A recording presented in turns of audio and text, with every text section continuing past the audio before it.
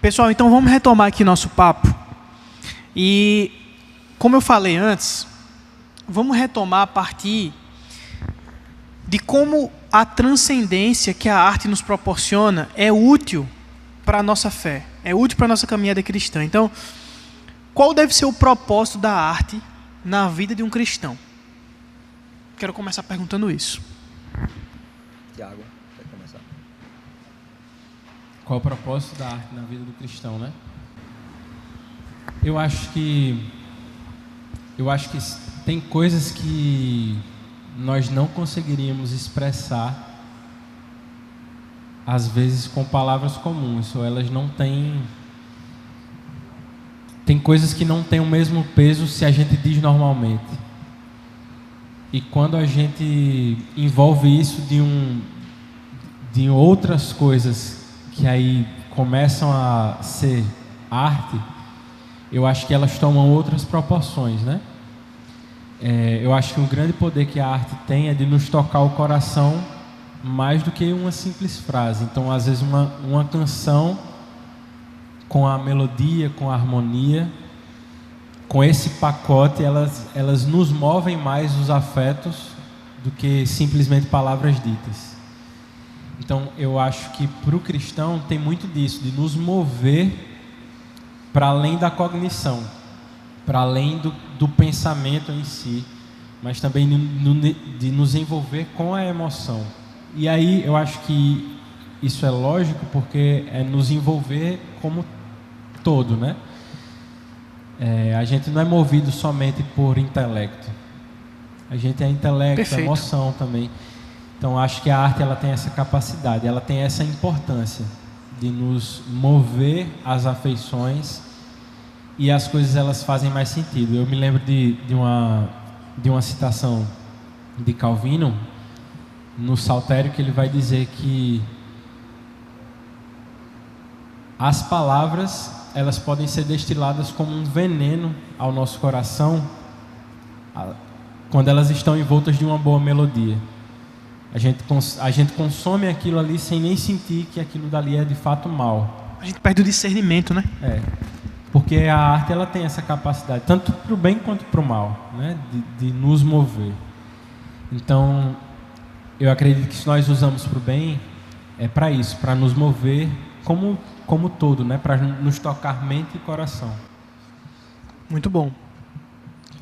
Léo. Eu estava procurando aqui uma passagem bíblica, mas eu acho que é 2 Samuel, capítulo 3, a morte de Joabe, o general de Davi.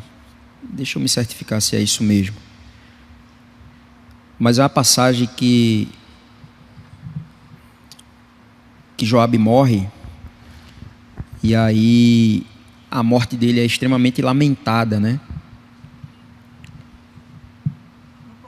E aí diz assim, ó.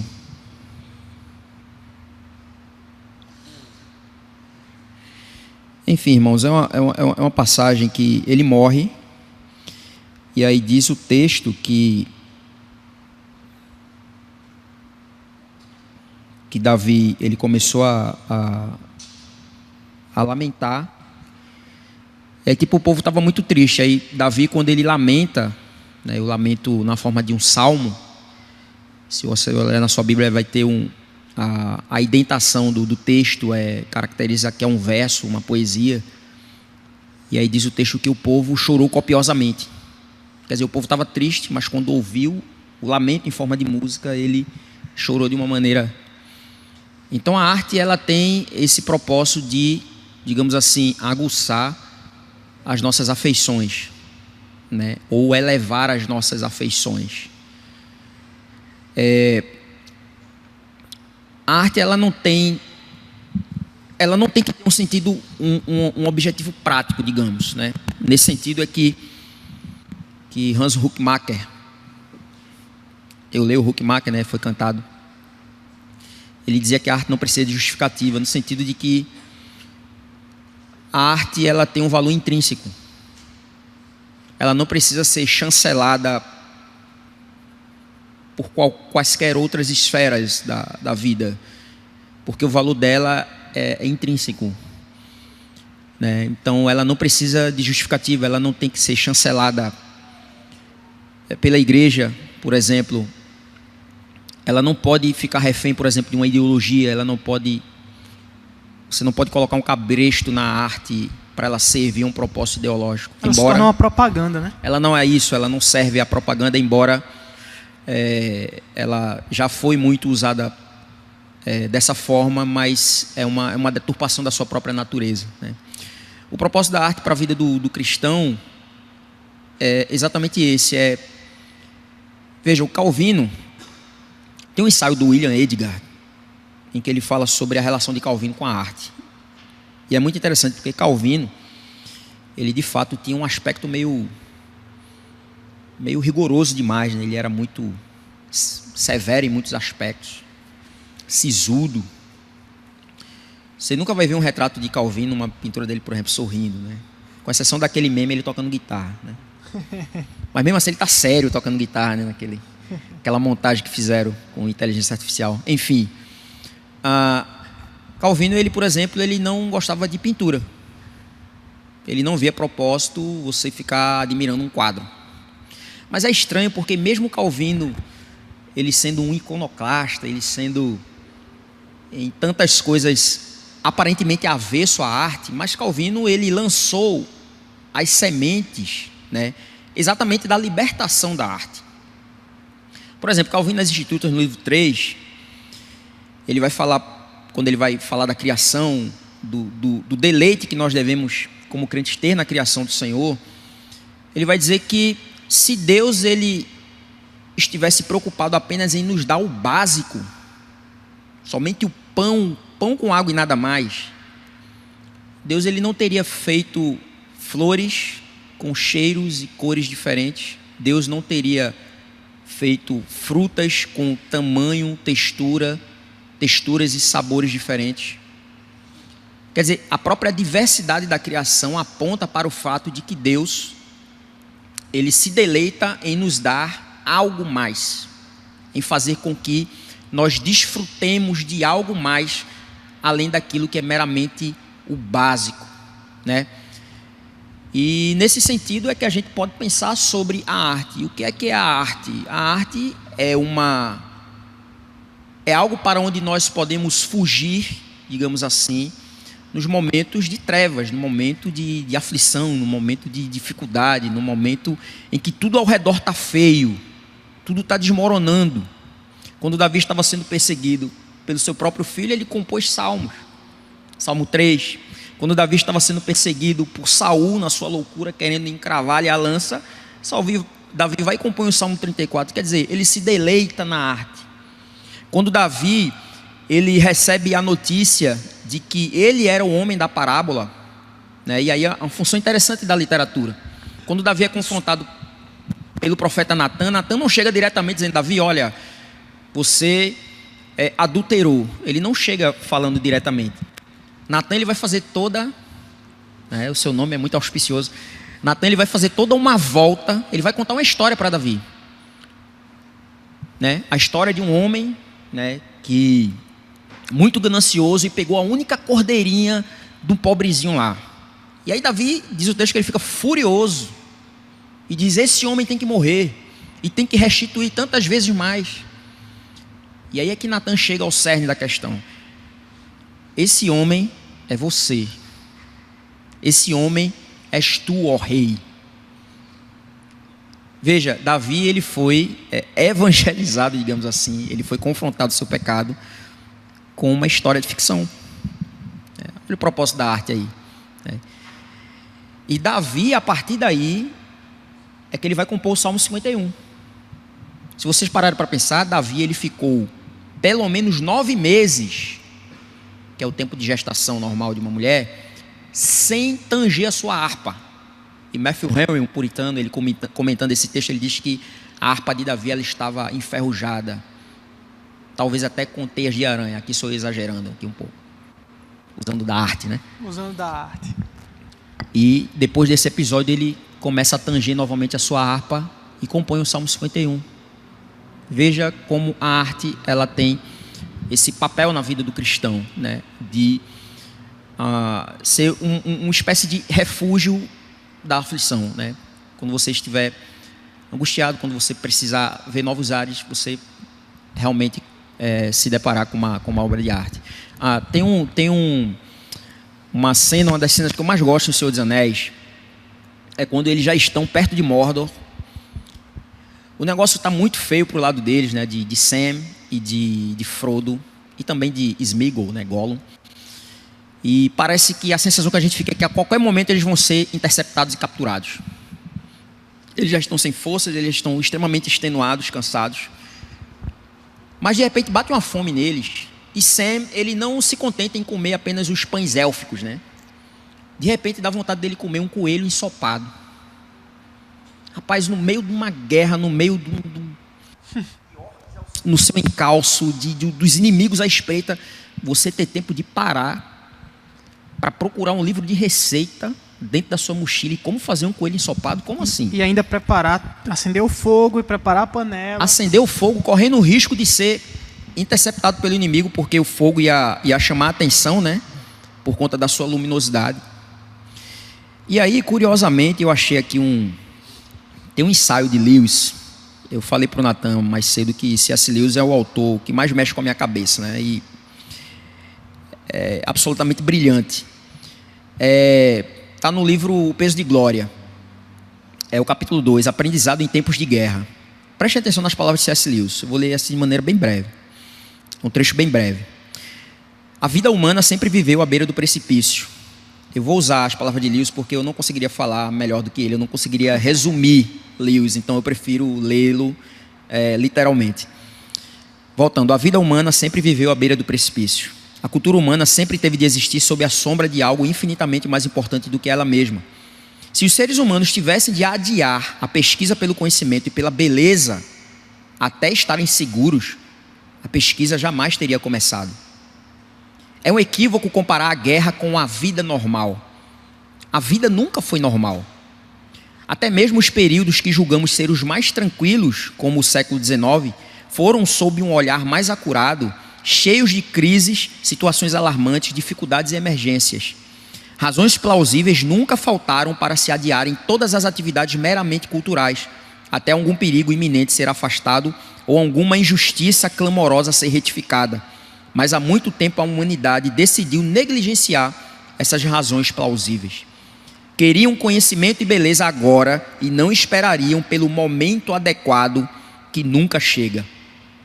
A Atenas de Péricles nos legou não apenas o Pártenon, mas também significativamente a oração fúnebre. Os insetos escolheram um procedimento diferente. Eles buscam primeiramente a prosperidade e a segurança na colmeia e presumivelmente têm a sua recompensa. Os seres humanos são diferentes. Propõem teoremas matemáticos em cidades sitiadas, conduzem argumentos metafísicos em celas de condenados, fazem piadas no patíbulo, discutem o último e o novo poema enquanto avançam contra as muralhas de Quebec e penteiam o cabelo no desfiladeiro das Termópilas. Isso não é petulância, é a nossa natureza. Quer dizer, será que eu preciso esperar que os tempos melhores cheguem para então me debruçar na arte ou produzir arte? Não, ela vai ser produzida e nós vamos nos debruçar sobre ela exatamente no meio da tormenta, exatamente no meio da crise. Então essa é uma visão, eu diria, distintamente cristã, de enxergar a realidade, né? De enxergar a arte no meio da crise e ter esse momento, essa lembrança da eternidade, porque a arte, a boa arte, ela sempre vai ser isso, ela vai apontar para a eternidade e vai nos lembrar de que nós não fomos feitos para este mundo. O próprio Cristo, quando ele encerra a ceia antes de ir para o Getsemane, ele canta um salmo. E ele mesmo utiliza das parábolas para fazer com que a doutrina seja compreendida pelos seus discípulos.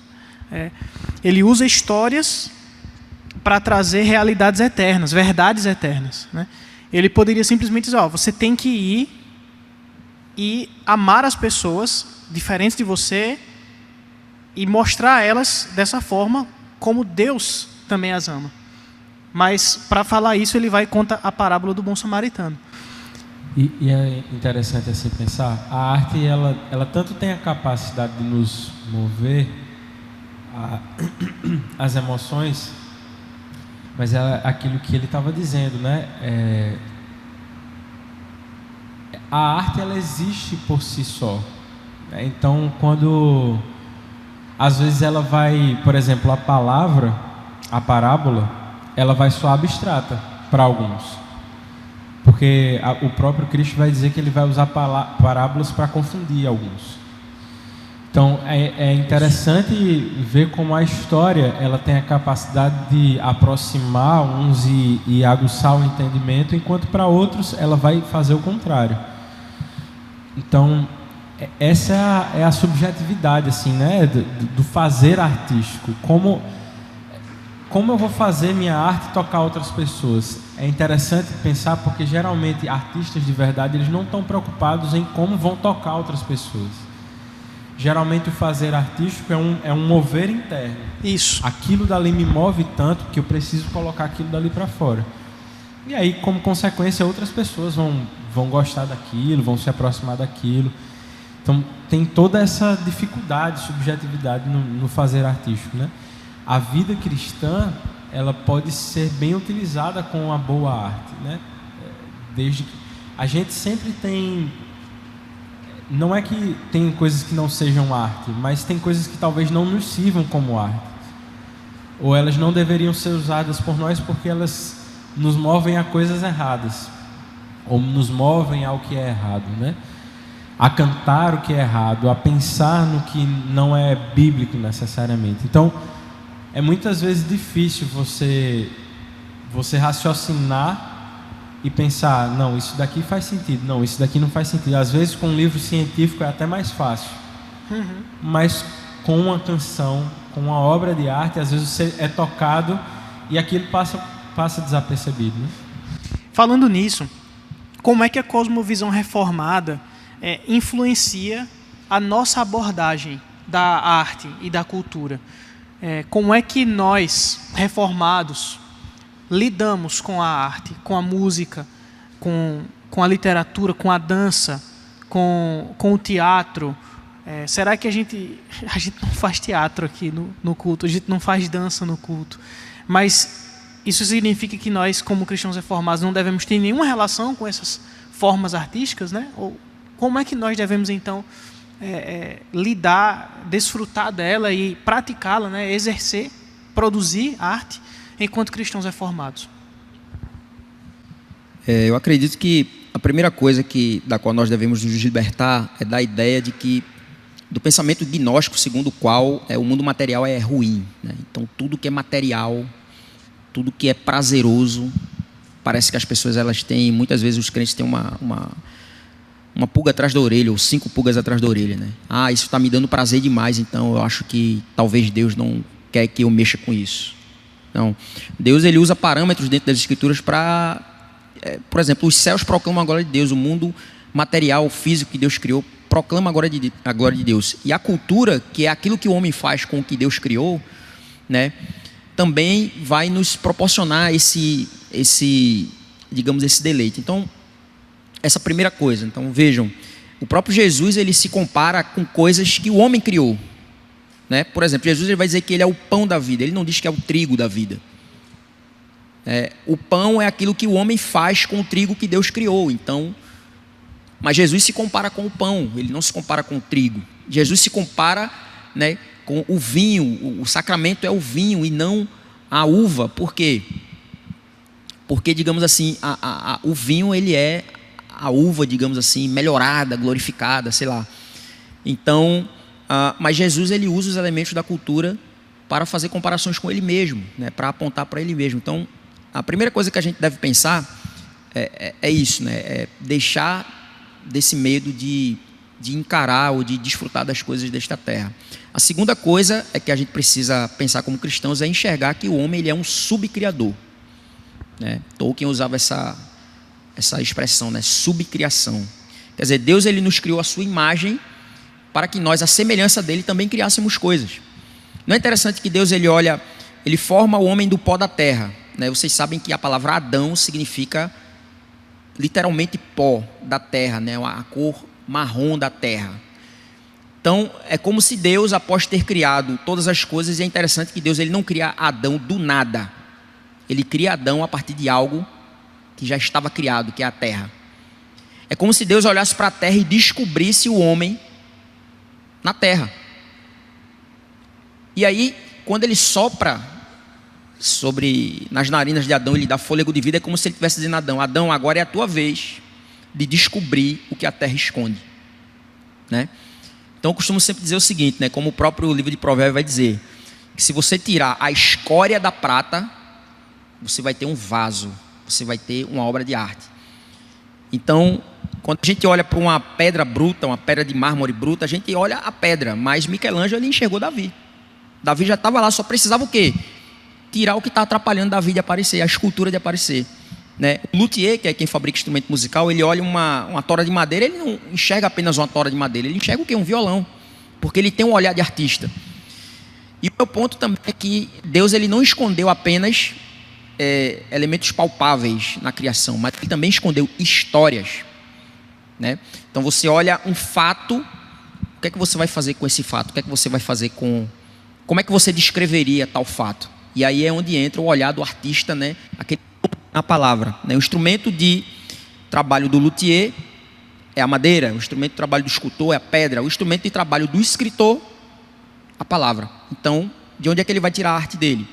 Da realidade que se apresenta à sua frente. Então, essa é uma forma de nós cristãos pensarmos sobre a arte. Muito bom. Quer comentar algo?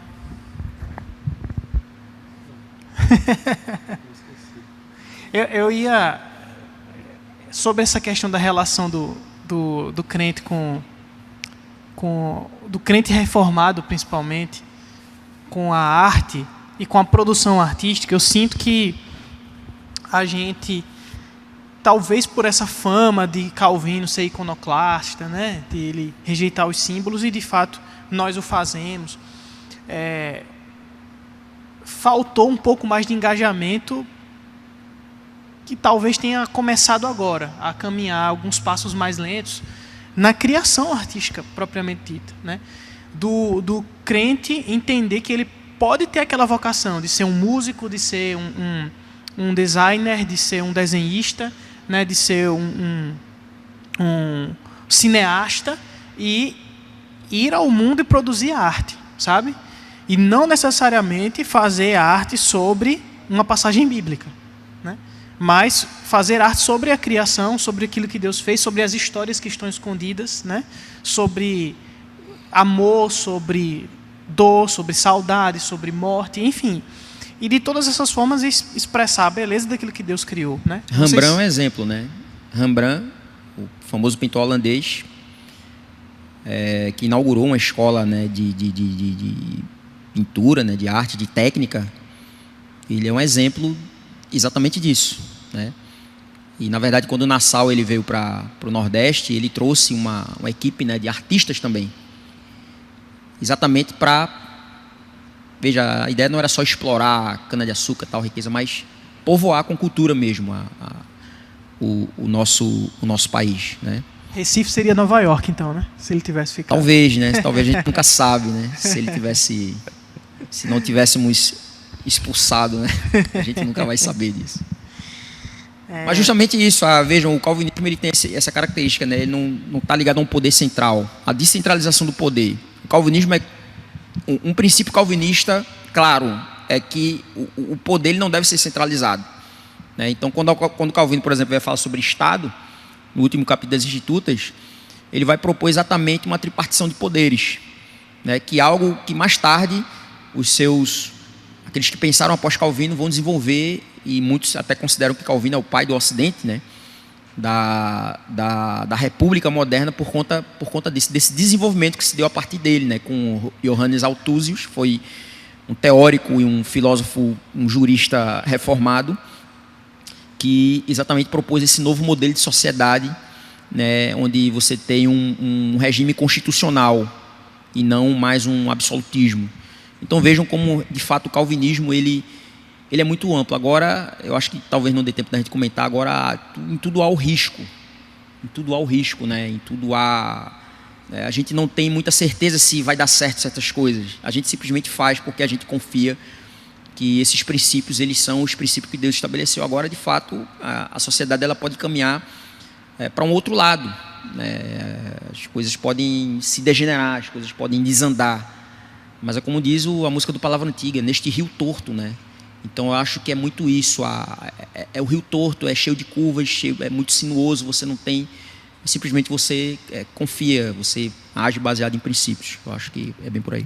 Acho que uma coisa também a pontuar eu penso que sempre houve um desejo dentro da própria igreja de poder ou de explorar a arte para além do mais simples, né? Eu acho que esses ciclos eles vêm e vão, né? Você olha, por exemplo, para essa era de vencedores por Cristo e você vê uma geração ali que tentou justamente fazer isso, né? Explorar a arte para além do convencional, do que já se fazia, ou do tema que já se fazia na igreja, da roupagem que já se tinha ali. Então, eu acredito que isso sempre existe. Eu acho que há uma vontade sempre de explorar para além da liturgia do culto, né? O que eu acho que por muito tempo a gente talvez tenha feito um grande problema de olhar para Calvino é não entender ele em seu contexto, né? O contexto de Calvino era contrapor a igreja romana. Então ele vai para um caminho absolutamente diferente da igreja romana, né? Então ele está neste contexto e por isso que ele é tão incisivo em muitas coisas, né? O que acontece é que talvez com o decorrer do tempo a gente tenha ido para um extremo de talvez não explorar. E aí a gente tem dificuldade. Como é que a gente não tem dificuldade de ver, por exemplo, um marceneiro trabalhando e fazendo qualquer coisa que seja com um móvel ou com a madeira ali. Mas a gente tem muito mais dificuldade de ver um músico, um artista trabalhando fora da igreja, né? Isso. Então há essa grande... É um problema cultural, é uma barreira cultural. E eu acho que muito disso é pela nossa dificuldade de enxergar o que se pode fazer com a arte, de talvez delimitar a arte só com o que a gente faz no culto. E aí é um problema, né? A gente não vai ter dança, por exemplo. Mas como é que a gente vai se relacionar com a dança na nossa cultura, né? Eu me lembrei agora da tua pergunta, estava tentando lembrar, mas eu fico pensando como é que a gente vai se comportar como cristão com aquilo ou com aquilo outro, como cristão. Porque a Bíblia ela não vai nos dizer exatamente tudo que a gente precisa fazer em um versículo bíblico assim específico. Mas a gente pode, a partir das Escrituras, entender o que glorifica ou não a Deus. O que é que me faz pecar ou não. Então, há coisas que fazem o outro pecar, mas que não me fazem pecar. Então, a minha relação com aquilo vai ser diferente. Sim. Então, como é que eu me relaciono com a dança, com o teatro, com o cinema, com a música, com a pintura? Eu preciso me comportar como qualquer cristão se comportaria em qualquer outra coisa da vida, em qualquer outra área da vida, né?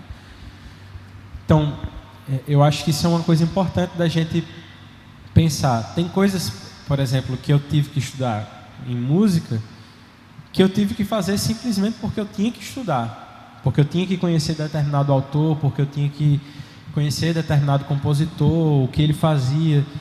Aquilo dali não era uma coisa significativa para mim, mas eu precisava naquele momento fazer. Num momento que eu tinha a opção de escolher fazer outra coisa, eu poderia fazer outra coisa. Mas eu acho que a gente precisa encarar a arte como qualquer outra coisa da vida. Como é que eu me comporto com a comida como um crente? Como é que eu vou me frear no que eu vou comer sendo crente? Como é que eu vou me comportar com a bebida como crente? Então, ser cristão nos faz enxergar as coisas de maneira diferente. Então, eu acho que o pensamento dos na verdade, dos reformados, especialmente de Calvino, eu acho que tem essa coisa de nos fazer olhar para a vida e interpretar ela. A gente precisa ser mais do que uma marionete da igreja que me diz que eu devo fazer isso ou aquilo outro, entendeu? Então, eu acho que o calvinismo, a reforma protestante, especialmente o calvinismo depois, trouxe um bem muito grande nesse sentido, de nos fazer ter as Escrituras, interpretar as Escrituras por meio do Espírito e poder enxergar as coisas, né? Sim, além do que outra pessoa poderia nos dizer. Muito bom. Para a gente já partir para o final, chegou uma pergunta aqui no meu WhatsApp. Se vocês quiserem fazer alguma pergunta, podem fazer também. Não precisa mandar aqui no WhatsApp. Mas eu vou direcionar ela para Leonardo, porque ele comentou esse tema aqui. Ele fez esse comentário. Será que a arte, ela sempre precisa ser uma interpretação ou abstração? Ou será que ao recriar a criação de Deus com fidelidade, o artista não está também glorificando a obra de suas mãos? A técnica para atingir esse resultado não expressa também a habilidade artística que Deus comunicou ao homem? Isso foi quando você falou aquilo sobre uma reprodução fiel, hiperrealista. Exatamente, é um pouco do que, também pegando um gancho aqui no que o Tiago falou, Deus espera que nós sejamos maduros. Existem N coisas que a Bíblia não dá uma resposta prontinha. A Bíblia não é um chat GPT em que você vai fazer a pergunta e ele vai, soltar na hora que você deve. Então, vai muito também pelo exercício da sua própria maturidade, né? Eu acredito que, usando as ferramentas, né, a habilidade, o dom que Deus deu, na reprodução daquilo que compete a você como artista, seja qual for a sua área, eu creio que, sim, o artista ele pode sim glorificar a Deus nesse sentido, né? É claro que existem até mesmo questões técnicas que talvez ele precise aperfeiçoar, mas lembrando daquilo que eu falei anteriormente, né, que o homem ele é um subcriador, né? Ele cria após Deus. Deus ele deu a missão para o homem de dar continuidade a propor melhorias, até mesmo no jardim do Éden. Essa é uma ideia que principalmente os teólogos holandeses, eles são muito enfáticos nessa questão. Então, sim, eu acredito que o artista, estamos falando de um artista cristão, ele pode e deve glorificar a Deus com a sua arte, né? Pensando após os pensamentos de Deus, né? Fazendo propostas que de fato exaltem a beleza do nosso Criador, né? E até mesmo retratando essa ambiguidade do homem, essa dualidade que nós temos, né? Lembrando que nós somos seres caídos, né? Então o pecado ele sempre vai estar misturado com qualquer manifestação nossa. A Confissão de Fé de Westminster diz que inclusive no nosso culto que nós prestamos, ele não está isento de pecado. Imagine a arte, né? Mas é fazê-lo com a consciência de que se está fazendo, né, para a glória de Deus. Eu acredito que o caminho é por aí. Muito bom. Alguém tem alguma pergunta? Bia olhou para Gabriel. Então, para encerrar, já que a gente está falando de arte aqui, nós vamos encerrar com uma canção de um artista cristão, Estênio Márcios, né, que se chama Meu Tema é Cristo, e que reflete bem sobre aquilo que o cristão lida todos os dias. Seja qual for o assunto, seja qual for o lugar onde ele está, esse é o tema de sua vida, né? É Cristo. Só vou usar a colinha aqui também, tá? Vocês podem acompanhar a letra na projeção.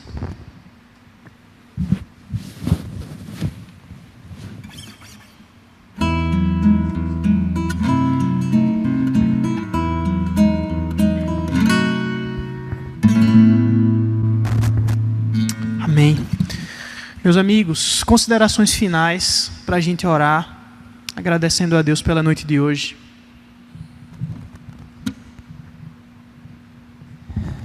Então, eu acho que para a gente fechar tudo isso, né, que a gente conversou, eu acho que a gente precisa se lembrar da nossa cidadania, né? Nós somos, eu antes de ser músico, antes de ser pessoense, eu sou um cristão. Então, isso me leva a interpretar as coisas de forma diferente. Isso que a gente chama de cosmovisão, né? Os óculos que a gente usa para enxergar a realidade são outros. Então, a gente precisa olhar para a realidade, para a arte, para o transcendente como cristãos. Acho que a gente precisa se aproveitar bem do fazer artístico. Não necessariamente todo mundo vai fazer arte, mas a gente pode consumir boa arte. Isso pode nos ajudar a pensar mais sobre Deus, a refletir melhor sobre Ele, a ruminar ideias por mais tempo e às vezes até orar para além do que a gente gostaria, né? Então acho que a gente pode aproveitar bem a arte se a gente olhar com os óculos das Escrituras, se a gente olhar isso por meio das Escrituras, né? Amém. Natan, você sabe qual é um grande benefício que a leitura do Senhor dos Anéis traz sobre um jovem casado, segundo a perspectiva dos seus amigos? Um jovem homem casado, você sabe qual é? Pode não. É que ele é que nem Bilbo, quando ele coloca o anel dele, ele some, né? Some do convívio de todo mundo. Isso foi só para quebrar o gelo, tá, pessoal? Irmãos, eu acho que nossas considerações finais, nós não somente podemos, mas nós devemos usar a arte para a glória de Deus. Lembrar do conselho de Paulo aos Coríntios, né? Tudo o que fizerdes, fazei para a glória de Deus. Né? Isso inclui o fazer artístico. Não somente o fazer artístico, porque nem todos têm vocação artística, no sentido da música, no sentido das artes visuais, mas no simples preparo de uma comida, na simples execução do seu trabalho, por mais simples que seja o seu trabalho. Isso é uma forma de glorificar a Deus neste particular, nesse fazer artístico, né? Então, eu acredito que nós, como cristãos, nós não devemos ter medo, né, da arte. Nós devemos usufruir dela, né, tal como Deus estabeleceu. Minha esposa é testemunha. Às vezes eu chego muito estressado do trabalho em casa e mal dou boa tarde, mal falo com as crianças, eu vou direto para o quarto. Pego o violão, deito na cama, passo 5 minutos. E aí quando ela me pergunta o que eu estou fazendo, é hora de me render, eu passei o dia todo com as crianças, é a sua vez. Eu digo, calma, calma, que Davi está expulsando os demônios de Saul, calma. Tem calma. Vai dar certo. Então, de fato, a música, a arte, ela, né, eleva os nossos pensamentos. Eu acho que nós, como cristãos, nós devemos aproveitar disso. Mas também, lembrando daquilo que Kuyper fala, né, nós não devemos, a tal ponto, nos encharcar da cultura, da arte, que nós começamos a vê-la como um fim em si mesmo. Esse é um outro perigo, é um outro extremo que nós devemos evitar, mas nós devemos usar, né, tudo para a glória de Deus, com o equilíbrio necessário, com a mente madura para usufruir daquilo que Deus ele nos proporciona. Amém. Amigos, foi um prazer tê-los aqui hoje, uma bênção, nossa conversa de hoje. Então vamos orar em gratidão ao Senhor. Pai, nós te louvamos porque Tu és o Deus de toda a criação. Fizeste todas as coisas e nós te louvamos porque todas estas coisas são boas. Assim mesmo o Senhor o disse. Muito embora o pecado tenha manchado o seu verdadeiro propósito, nós temos em Cristo a redenção delas e queremos desfrutá-las, ó Deus, na beleza do que elas têm para nos conceder. Então nos ajuda, ó Deus, a andar com sabedoria no desfrute da arte, a produzi-la, e não somente isso, mas em tudo que fizermos, glorificar o Teu nome, ó Deus, fazer para que o Teu nome seja glorificado. Por isso fazer com excelência, fazer com alegria, e fazer como para o Senhor e não para os homens. Que seja esse o nosso desejo quando estivermos a tocar, a cantar, a compor, a escrever, a desenhar, a cozinhar ou a fazer qualquer outra coisa. Que assim seja a nossa vida. Que o tema dela seja Cristo e que tudo que fazemos, façamos para Ele. Assim nós oramos te pedindo que o Senhor nos despeça em paz e segurança e nos dê amanhã energia e alegria em nossos corações para desfrutar do dia do Senhor como é devido. Assim nós oramos em nome de Jesus. Amém. Gente, boa noite. Deus abençoe vocês. Até amanhã. A gente se encontra aqui.